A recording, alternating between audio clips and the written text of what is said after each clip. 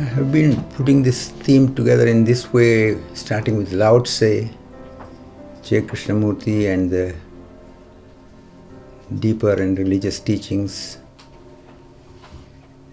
because one of the most significant things to understand is that when we use words,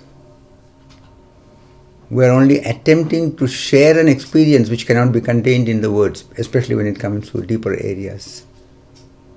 When it's just connected with material things, if you say it's a chair, if it's a table, if it's a television, it's practical, it's functional. But when it comes to human feelings, then we have to become alert about it, that it is just an attempt to share something which cannot be contained in words. And that's why Lao-Tse's teaching comes as first. Because the very background of his teaching is starting with this fact that although the Emperor of China was almost pursuing him in many ways to write a book, he refused to write a book almost all through his life, because he said, this cannot be reduced into words. And as the background story goes, he wrote the book Lao-Tse, which is one of the most valuable books for the modern human being, under the pressure in such a way that when he said, it is my time to leave this body, I'm going to the mountains and leave the body, then the emperor sent a message to all the border posts where he could be going, that please insist that Lao-Tse goes further only after writing a book, because without that we have nothing from him, and what he's saying and teaching is so valuable.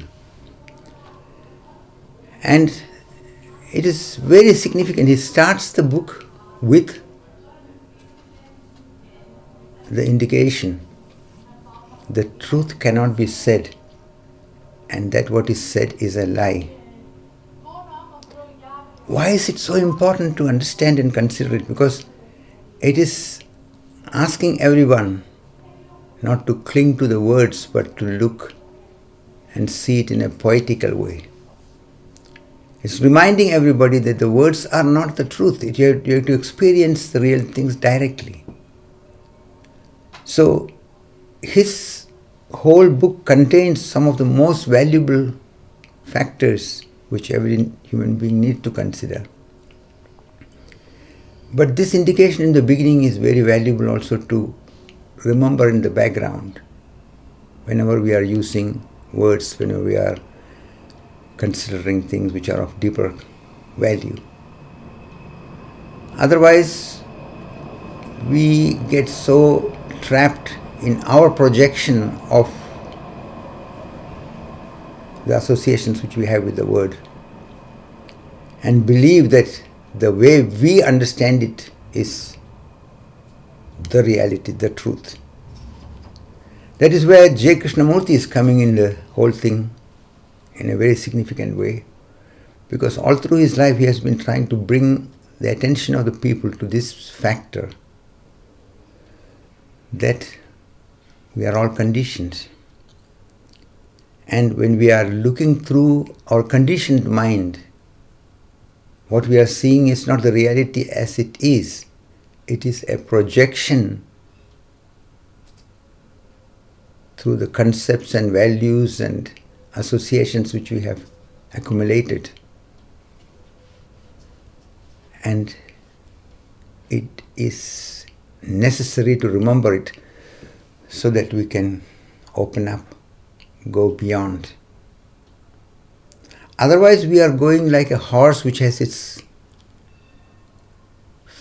eyes tied with this so-called, I don't know how it's exactly called in English for that.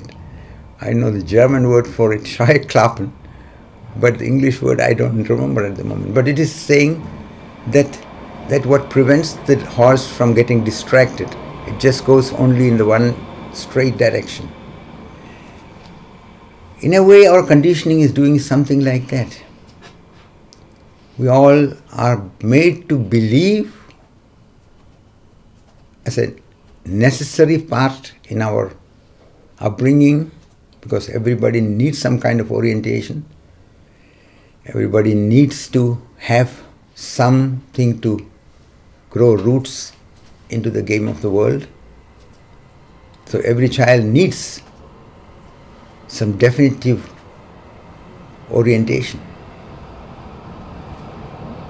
So to become alert about it, that what we are seeing is not the truth, what we are seeing is a projection, that we are all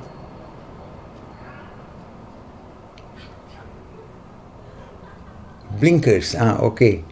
My friend has been indicating to me that the word Scheuklappen in English means blinkers. So it is very significant that we become alert how things are working in our life. Because when you don't bring the attention to the basis from which you understand everything without considering it carefully, there is some very basic disbalance happening then.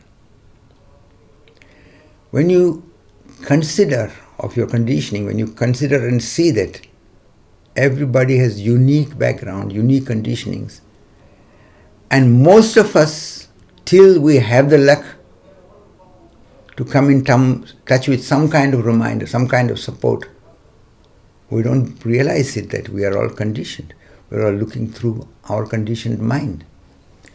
So J. Krishnamurti's teaching has been so significant because it makes it possible for people to understand each other more deeply, understand themselves more deeply, and allow a different basis in the world where we can be really human rather than just being trapped in this power-oriented, calculative, aggressive, fighting approach which very often we are getting caught in. So recognize these two aspects of Lao-Tse and J. Krishnamurti. And I want to bring another aspect into visibility which has not been so much considered. One of the very significant mystics, George Ivanovich Gurdjieff, he brought one factor into consideration. He said that we all have a certain kind of automatic process in us, which he called Kunda buffer. He is referring to the idea of this concept of Kundalini in the spiritual teachings. And he said there's a Kunda buffer. This is very significant to understand it also, because this means seeing what is preventing us from deeper understanding. So I have been using an expression to make it a little bit more bridgeable by calling this phenomena PADS. It's an abbreviation for Program of Automatic Defense System. And this is also part of the natural process in us. Just like the child needs support to survive, it needs some kind of basis not to be overwhelmed by all impressions and provocations from every side. Nature has created a certain pattern of behavior in us, a certain phenomenal process, that whenever something is too much for the child, when it cannot grasp, when it is overburdening him or her, the tendency is to drift away, to block, to feel sleepy, or to, in different ways, to prevent it from reaching oneself. In a grown-up, you can see these pads working in different ways. And Gurdjieff has been giving really very valuable examples in this. For example, one person asked, "How would you explain this? Can you give some examples?" Then he pointed to one person there and said that this person, whenever some things are valuable which can get touched, is always absent. He's somewhere else. And at that moment this person became a little alert and asked, "What did you say?" And to another person, he said that this person immediately becomes argumentative. It's his pets, it's his kundabafras, he would put it. And he told this person, "This is your tendency." And this person immediately said, "No, there you are wrong." Very often we are reacting without looking what is happening in us, from where we are answering or responding.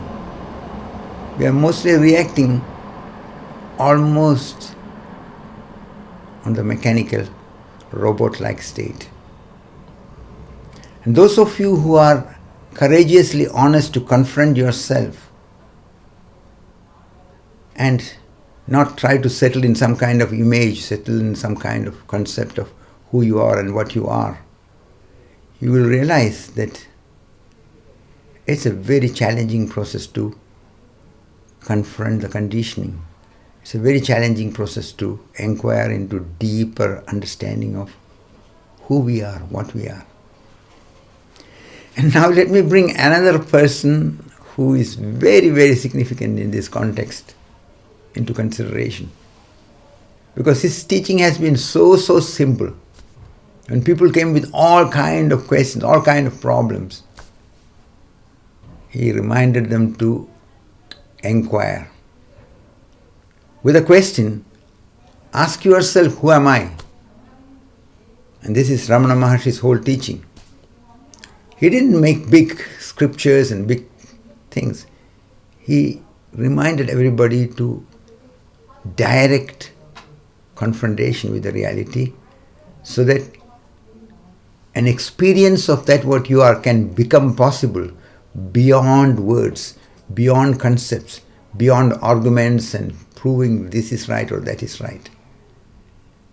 And this is very, very important. It is very significant to recognize that nature has created not only the supportive measures but also barriers so that you don't come by the chance, by the way, into the realization of the truth. So it requires that one is committing, one is deciding, and one is ongoingly being with this remembrance. And that is what I mean by commitment. Commitment to your inquiry, commitment to yourself, commitment to confront the reality, even if it is uncomfortable, even if it's going against your whole beliefs. And it will go against your beliefs because all the beliefs are settled way of projecting. And the challenge becomes even more because we are identified with this idea of the I, which is based on our conditioning. It makes it very, very difficult because it looks like when you are confronting yourself, going deeper, it looks like you are losing the ground under your feet. You are suddenly standing in front of an abyss. You get the fear that everybody can do anything with me because I have nothing to hold. So a panic reaction comes. So people who are only on the thinking level without having any support from anyone else who is already having the deeper understanding and experience, most often run back, try to hold to some beliefs, some settlements, some concept, some argument. They become victims of their pets. So bring understanding and be compassionately a friend to yourself. Accept yourself, respect yourself, but at the same time be critically, honestly confronting the nature of our reality. And this is not a teaching, this is just a perception of how nature is. And this is also not something anyone else can do for you. You cannot follow somebody and believe that they can do it for you. No. This is something which you need to confront, you need to face. That means facing all your fears, all your settlements, all your idea of who I am, what I am, all the beliefs, all what you have been desiring and holding to, with the belief that when I have this, when I achieve that, when I am able to do that, then I will be happy. It is necessary to face things the way it is. In Freiburg, in the university, of course it's written in German, there's a statement which says, in golden letters, it's a biblical quoting, which says, "Only the truth can make you free." I'm so happy to see that when I pass by now and then. I don't know how many people notice it, I don't know how many people take it to heart, but it's valuable that it's there standing in this reminding way. And what is truth? It is not my truth or your truth. Truth is that what you experience when you are not trapped in this belief of I being separate from the whole. When you are not projecting through your conditioning. When you have again come to face the reality the way it is. That is why I find it very valuable. Another saying of Jesus, where somebody asks him, who among us can enter into the kingdom of God? Looking around, he points to a little child and says, those who become again like this little child will enter into the kingdom of God. What is he saying? He's not saying that you should go around with pampers. He's not saying that you have to just behave childishly. No. He's reminding something very basic and deep. That is, when you again learn to look without bringing the conditionings which have dragged you into this hypnotic belief of who you are and what you are. You look at a child who is born, who is there, who has not yet got a name, not yet got an identity, not yet got any conditioning of belonging to this religion or this culture or this country or this party or anything like that. It's just there looking with curiosity, with eyes of wonder, with playfulness, with joy. And this is the essential nature of everybody. And this is what is coming out in the Upanishadic statement, where they say, your innermost nature is Sat Chit Anand. That when you come to yourself, what you will experience is the truth, is consciousness, is joy.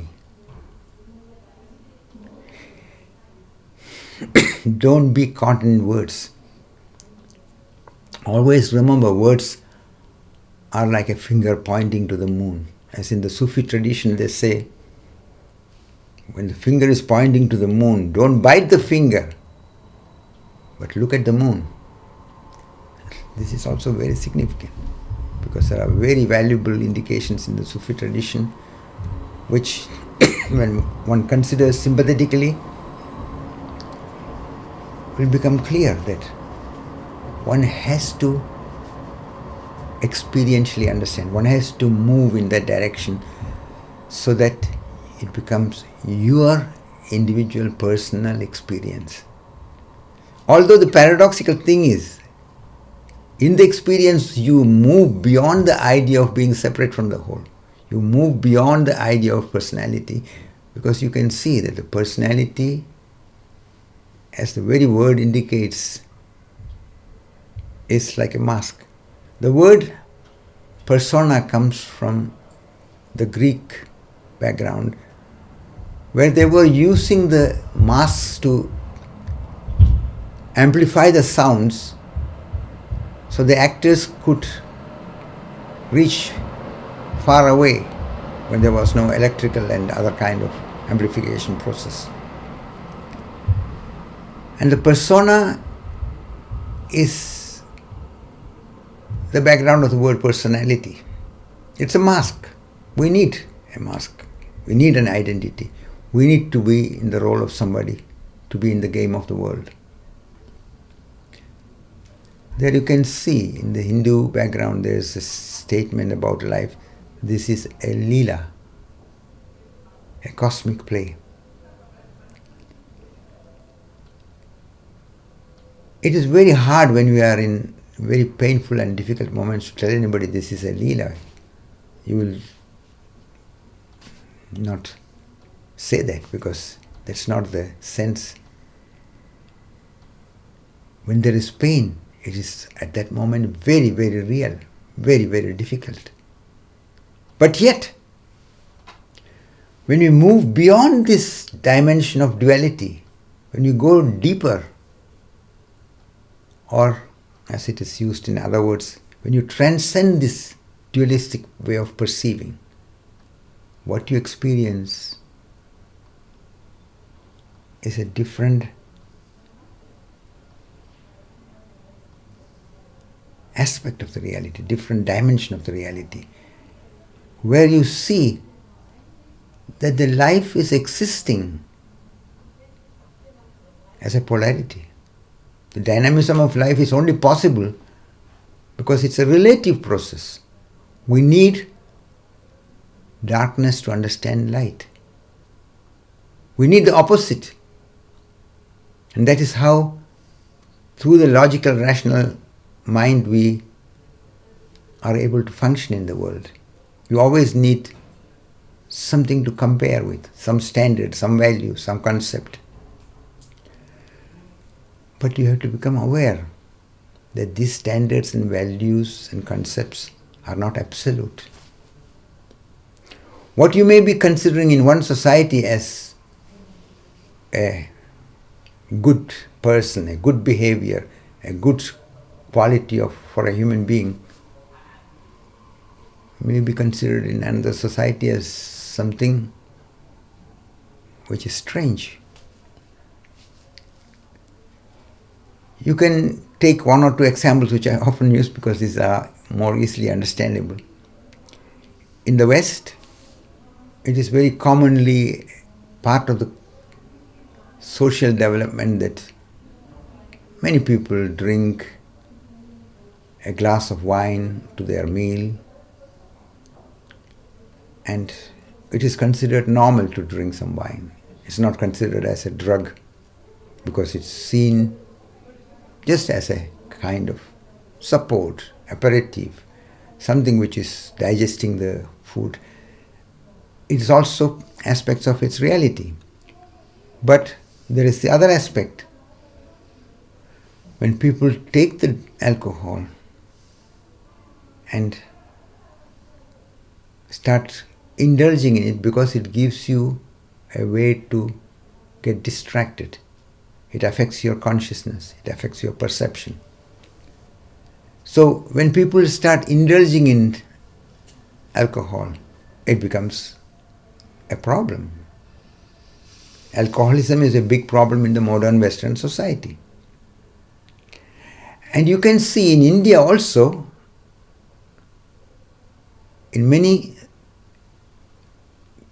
circles of Indian families, they look down on people who drink alcohol because they say, we cannot give our daughter to marriage to someone who is drinking because we don't know when he is getting too much drunk what he will do, what kind of behavior will come out of him.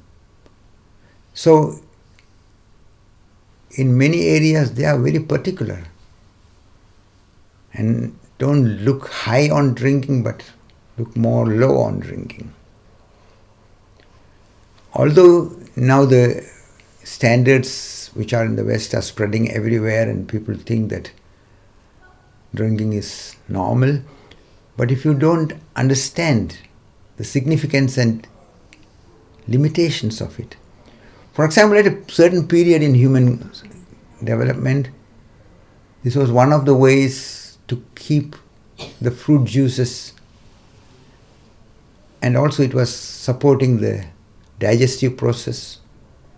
So people were drinking very limited, and there was not this abundance of such things, and rarely it was happening that people get drunk in the way we can do in our modern abundant society.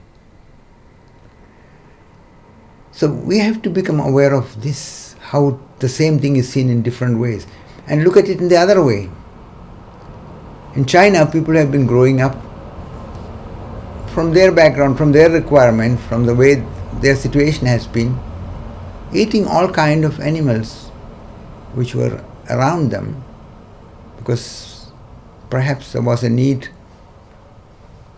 for survival to have all these things. So when you tell somebody in the Western society that in China people eat dogs, they can't believe it. Although here you can buy hot dog in the many of these fast food chains, but still it is not with dog's meat. If you would tell somebody that this is real dog's meat, then people will look at you with, no, it cannot be. How can you do that? What I'm trying to bring the attention to is that how our standards and values are so based on conditioning. And often till we become aware of these things, we believe the way we are imagining them is absolute. And this is very important that these aspects get considered. Because when you can see that my way of looking at the reality is through my conditioning, then you will also see something that everybody else is looking through their conditioning. So understanding in the normal sense is very superficial. When we all have certain kind of conditioning from the social values and believe that this is so, and we all agree with that, that doesn't mean that it's the truth. It's not a question of how many people believe it. The truth is that what really is. It is not my projection or your projection. But when we become alert about these conditionings and see that life has created each of us in a unique form. No two persons are the same, and everybody has their own conditionings. Even within the same family, everybody experiences the same things which they are experiencing in different ways. They come to different conclusions. So, one has to become alert and see that we understand the other more deeply only when we are sympathetic and try to understand consciously. Just like we need to understand ourselves sympathetically and consciously so that we realize what is going on in me. From what basis am I judging somebody? And you will be shocked when you really consider that most of your judgments, you will see that it's only a repetition of your past. You may not have even considered if it is intelligent, if it is really true. As you grow, it doesn't mean that you're also getting ripe. The body is getting older every day, but not everybody who is growing old is getting ripe in their understanding. It needs your initiative. It needs a determined way of inquiring. It needs an ongoing, wholehearted pursuit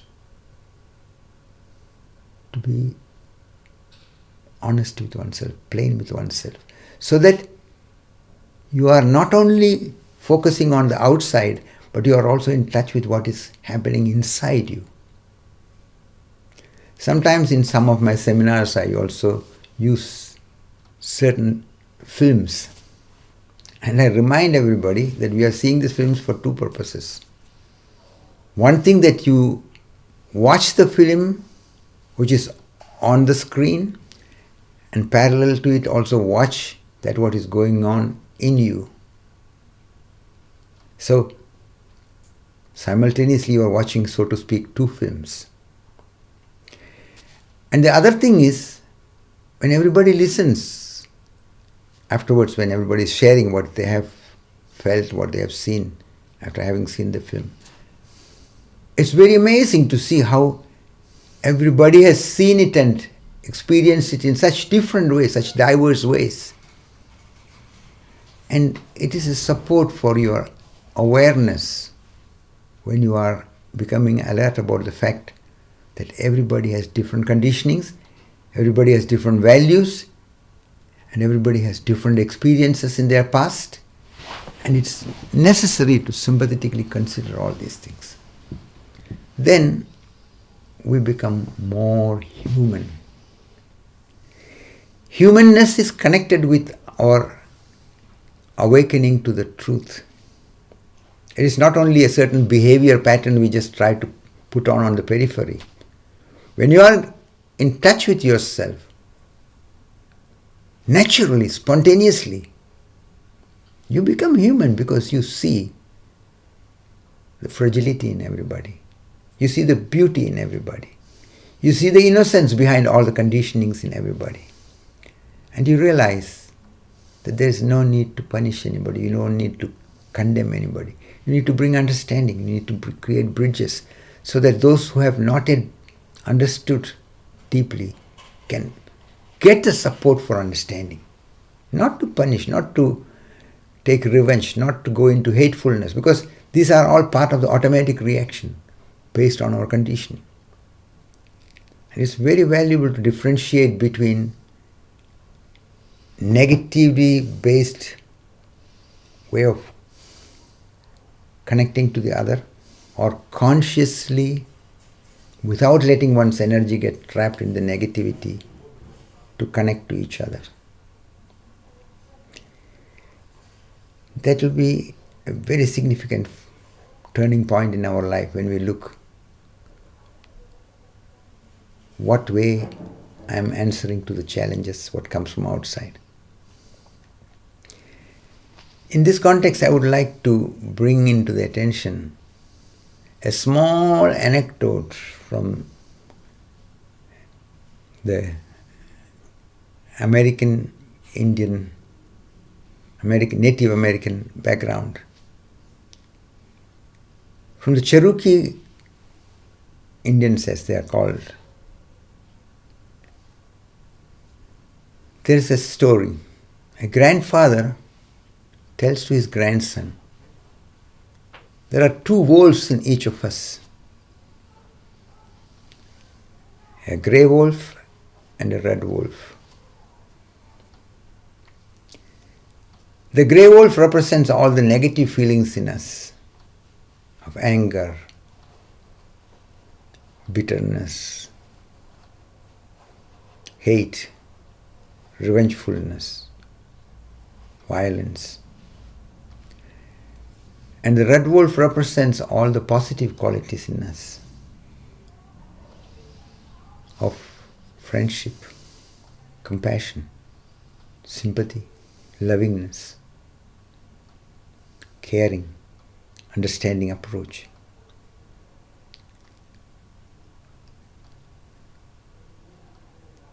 The grandson considered this fact that, because the grandfather was saying, these two wolves are ongoingly in a fight with each other. And this is the challenge which we have to face. So the grandson was considering this and finally asked the grandfather, and which wolf is going to win? And the grandfather smiled and said, the wolf you feed most.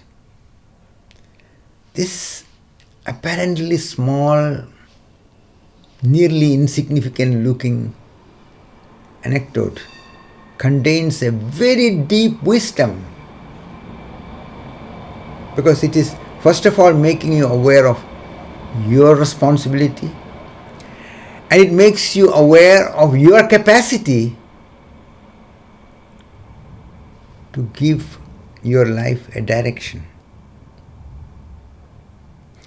Because what comes from outside is not in our hand, but what you make out of it is left to us.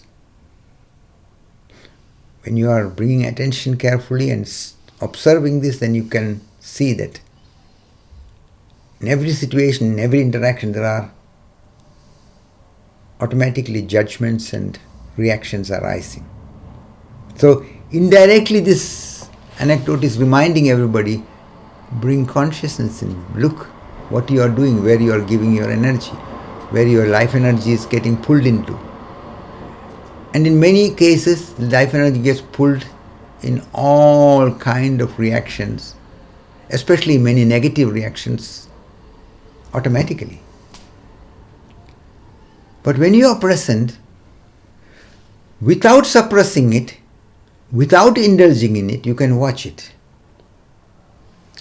And this is the most significant possibility in human life. And this is what is one of the very valuable contributions from the Indian background. I mean, now this time the India, not the Cherokee Indians or the American Indians, but from the Indian background, the orientation to a witnessing consciousness. Because when you can watch your own thoughts, your own reactions, without identifying with it, without indulging in it, when you look what it leads you to, what it brings in you, from where it is arising. So you are not only just looking at the apparent reactions, you also bring the attention to the undercurrent processes which is there in you. And then you realize that this life is so miraculous. This life is such a wonder. This life is a chance to live the quality of love, the quality of joy, to live peacefully, to live the blessedness that you have in being in a human form. Because as a human being, unlike the other living beings, we have the capacity to watch, become conscious, to witness our own reactions. And this is very significant when one considers and applies into living.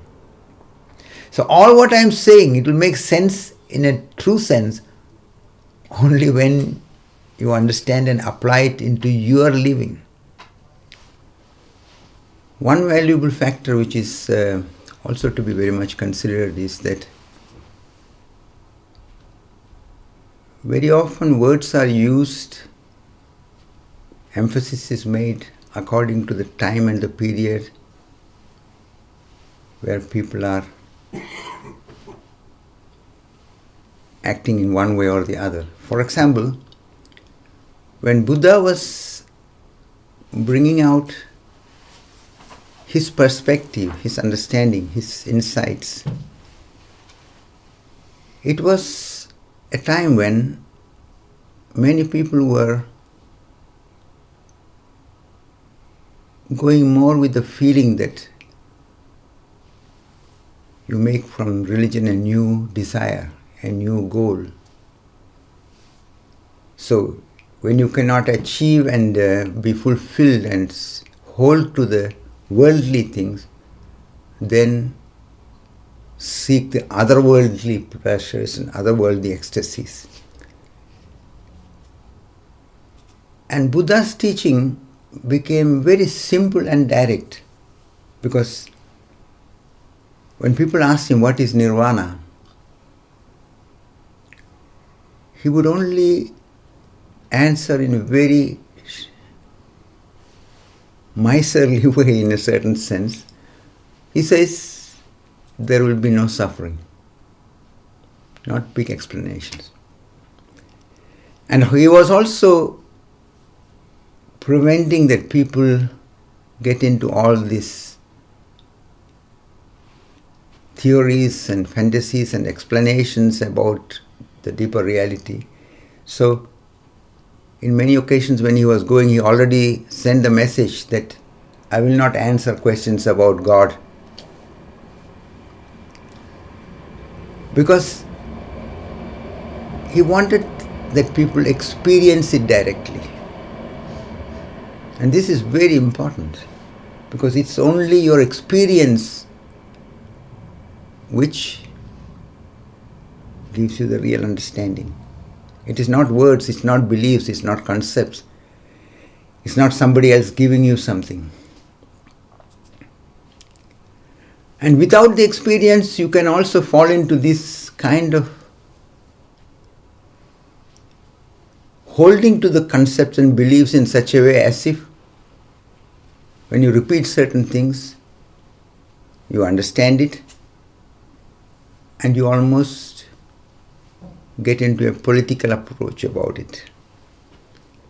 And that is very tragically to be seen in one of the most beautiful reminders from Prophet Muhammad, which is being used as a prayer, which starts with La ilaha illallah, which when translated, it's referring to the fact that there is no duality. There is none other than Allah. Whether you translate it as none other than God, none other than the existence, none other than the wonder, whatever way. But when people don't experience what is meant with it and hold to the words blindly,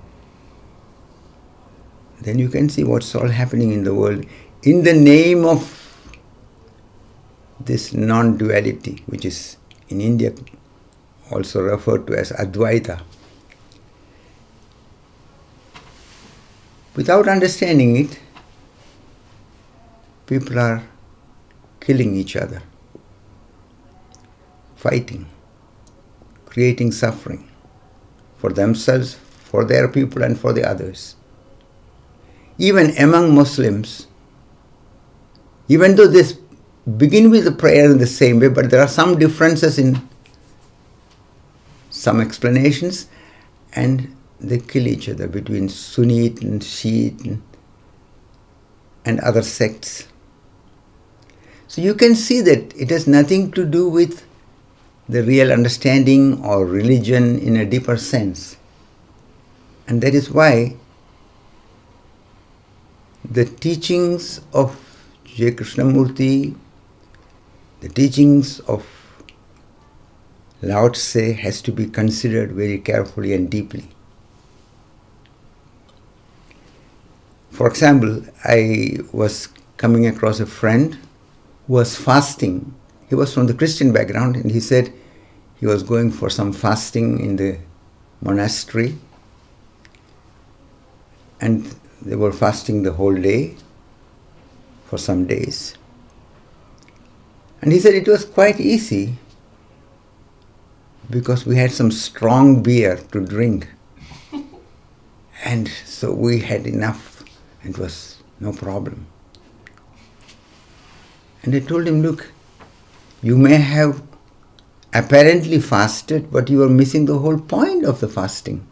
The fasting is creating a certain space where you can feel hunger, feel the body differently, consider things more deeply, that you come more to yourself. But if you make yourself unsensible in this way. And another friend from the Islamic background told me, they use some kind of things which, when you have stomach difficulties or problems, which people use to as a medicine, they use this so that they will not feel the hunger. They said they will take it so that then they take it with some lemon and some things, and then they don't feel the hunger so much, and it's easy to pass time.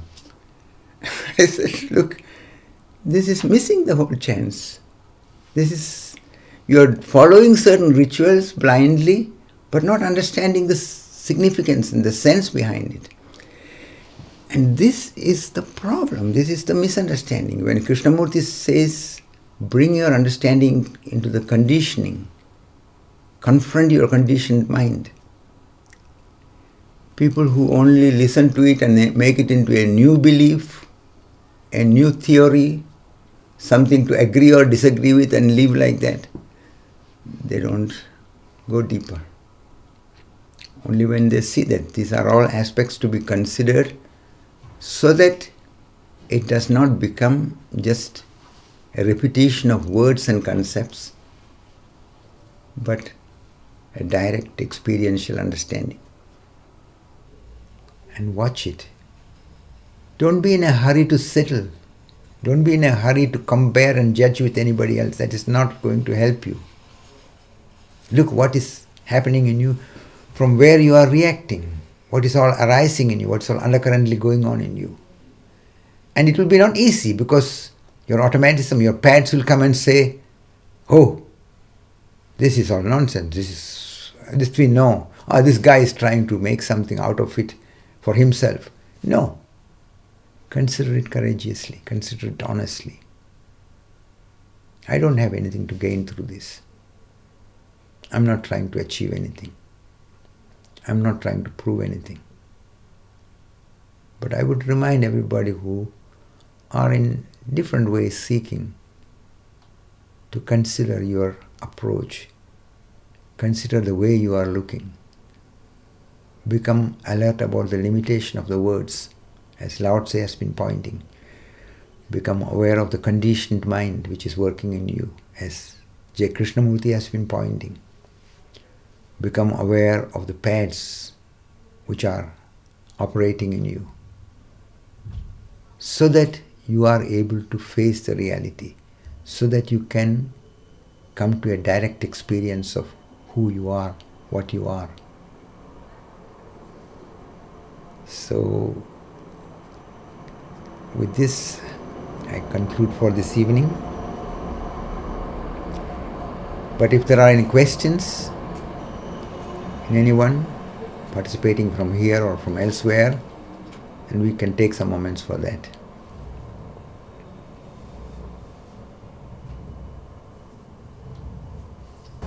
There's a statement connected with Krishnamurti.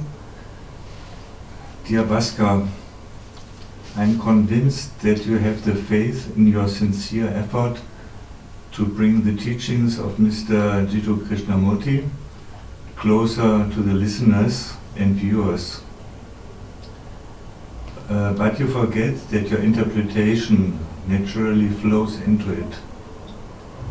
In addition, Mr. Jiddu never spoke of teaching or offering breathing exercises. The breathing exercise that you mentioned in an earlier video actually comes from Buddhism. And Jiddu Krishnamurti rejected this like all other religions because they separate. With greetings and great respect, Elias. Thank you, Elias, for your participation. It's very, very valuable, very carefully and to courageously consider, because I'm not trying to defend the teachings of anybody. I'm not interpreting anybody's teachings. I'm only saying the indication behind all the teachings from all those who have looked deeper, experienced reality more deeply, is that you as the individual come to the direct experience of what is. So it is not a question of who is right and who is wrong. And as I have been already mentioning, in every background, in every teaching, there are factors which when you consider carefully, consider deeply, you will realize that they are only indications. They have to be treated like poetry. If you go in a prosaic way with all that and take it as a kind of instruction for a manual for using a machine, it's not working like that. And sometimes the way things work is very paradoxical. For some, the breathing exercise can be a very valuable bridge to turn the attention inward. But again, the danger is when one just tries to use it as a kind of way to avoid confrontation and don't go deeply. Then it is also missing the point. So every deeper teaching has to be, in a way, together with someone who has gone deeper themselves and can indicate of these pitfalls which are on the path. And it is not following anybody, it is not agreeing with anybody. So I tell all the friends who come to me also that don't agree with me, but don't also disagree with me blindly. Consider courageously and honestly that what is transpiring within you, while you say, while you listen, while the reactions are coming in you. And let your emphasis be in your direct experience of that what really is, and that nobody else can give. Anything else in anyone? Yeah? One more. It's from Sunil Gupta. After listening to J. Krishnamurti, I was struggling with myself, how to observe, how can I do it? That was not clear from Jitu's videos. But today suddenly I came across your video and I listened to it. What a marvelous video it is! Expression mark 3. You have explored it in a very candid and practical way. Now my all frustration and clouds are wiped out and ready to apply it. Thank you so much for sharing. It's a question of applying and moving forward. It's a question of learning to face yourself with all the fears, with all that uncertainties on the path. Because it's a path where, as the Greek mystics say, it's a flight of the alone to the alone, as Plotinus has been saying. And it's very important because we have to go beyond every form of clinging. Not only clinging to the other, but also clinging to the idea of I being separate. So we have to go through this dimension of loneliness, move deeper into a state of aloneness, which, as some mystics have been pointing out, in the deepening becomes the experience of the all-oneness. It's a very beautiful way to remind, but it is a path which is not all rosy and comfortable, because it means facing both the sides in oneself. And only by the willingness to face both the sides in oneself, we go beyond a fighting approach. Otherwise, we are always in the defense, as I have been already mentioning before. And when you can confront something without having a fixed attitude, then you realize, hey, it's a different reality, it's a different understanding. That is how you befriend the whole life process. You see that you are in tune with the wonder, with the mystery, with the celebration what life is. So continue on the path, even if it is going through ups and downs. There are moments where it is jubilation and celebration, and there are moments where it is painful and difficult things, because when one is not able to hold to things which is changing, when things are looking different than how one has been trying to hold to, face that and look, what is your expectations? What are your beliefs which are getting disturbed? What undercurrent judgment is going on? I was recently telling everybody in a seminar that bring your attention to all the judgments which are going on in your interaction in day-to-day life. Because when you can bring your attention to the judgmental process and not identify with it blindly, two things happen. One thing is that you are able to respond to the situation more with an openness and consideration. And second thing is, you also are disentangling yourself from the inner automatism. And this existence of this inner automatism is very, very important. The awareness that there is an inner automatism existing in us, which I also call PATS, is very important, because only by observing it you are able to see that you don't need to react in blind ways. You don't need to react in destructive ways. You don't need to go into anger and hatred and revengefulness. You can answer the challenges with deeper intelligence, with more clarity, with more humanness, and find solutions which are valuable for everybody. Even in the business, some people have become alert about it, and they use an expression, a win-win situation. When you really consider and go deeper into the facing of the reality, what you will experience will be a win-win situation, because you are not losing anything else than some illusions which you thought you have. So, the courage and the honesty to face oneself with all what is, with a certain inner persistence, is very important and decisive. That is what bringing consciousness in life means. And from whichever source you have heard it, from wherever you have started, the important thing is that you apply it and see that it is not just the words that you have to cling to, that you have to go beyond the words, beyond these judgments, beyond these labelings, and experience the reality the way it is. Any other question or anything to say, or anything in anyone?